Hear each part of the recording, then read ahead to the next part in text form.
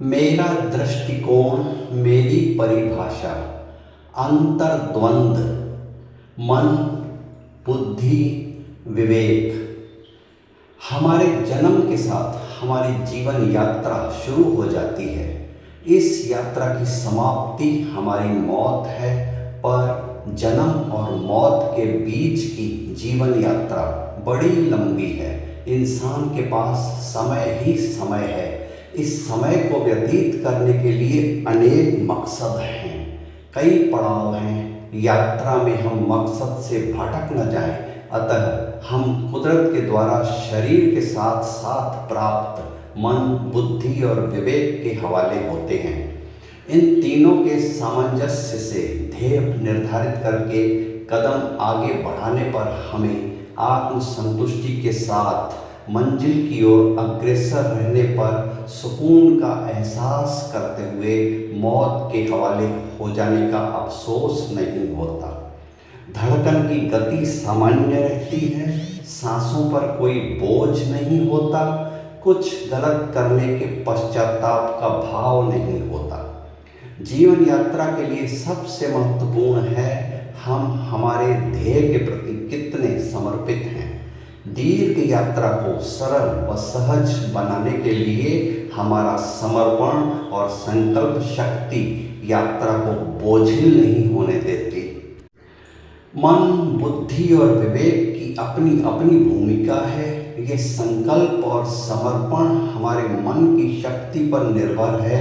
मनोबल ही हमारी जीवन यात्रा के व्यवधान और तकलीफों के समाधान हेतु हमारा संबल बनता है। जीवन यात्रा में कई पड़ाव हमें असमंजस की स्थिति में डालते हैं। हमारी दुविधा हमें यात्रा में कभी दोराहे तो कभी चौराहे पर अनिर्णायक स्थिति में खड़ा कर देती है। भटकने के अवसर भी बनते हैं। ऐसी मनः स्थिति से उबरने के लिए हमारी बुद्धि अपनी भूमिका निभाती है और तब मन और बुद्धि के बीच अंतर्द्वंद के हालात पैदा होते हैं। हालांकि सभी तरह की सोच, विचार, तर्क, निर्णय बुद्धि के हवाले होते हैं। हमारा मन जज्बात के हवाले से हमें सुखद या दुखद भाव का एहसास करवाता है। मन और बुद्धि की सक्रिय भूमिका के बाद ही निर्णय की स्थिति बनती है। कभी मन अपनी चंचलता के चलते अपने मकसद से भटकने लगता है तो बुद्धि मन पर लगाम लगाकर सही राह पर खींचने के प्रयास में लग जाती है। मन काबू में आता है तो हमें सुखद परिणाम देखने को मिलते हैं, वरना दुष्परिणाम का सामना भी हमें करना पड़ता है। कई बार मन के बहकावे में आकर बुद्धि भी गलत निर्णय ले बैठती है, जिसके गलत असर को मन भी दर्द के रूप में झेलता है। बेचैनी, व्यग्रता, बोझिलता, नीरसपन, ये सब मन की स्थितियां हैं।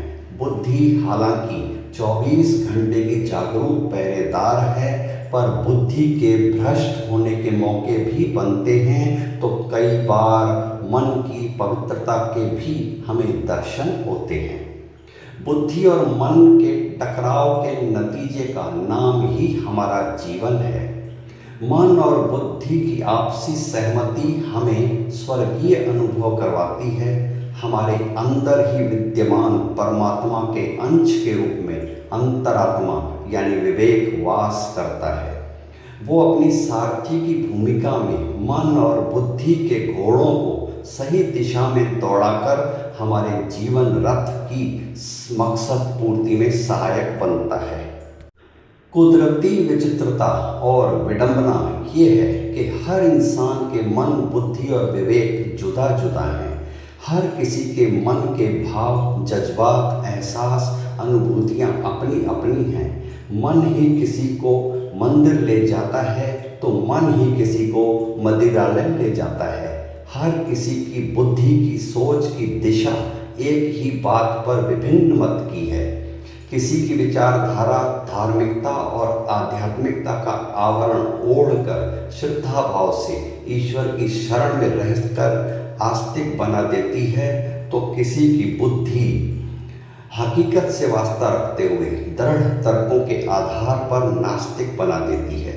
आश्चर्य कि विवेक भी किसी को वैरागी का चोला पहना देता है तो किसी को संसारी रहकर अपने जीवन की जवाबदारियों को निभाते हुए जीवन यात्रा के मकसद पूर्ति की ओर प्रेरित करता है।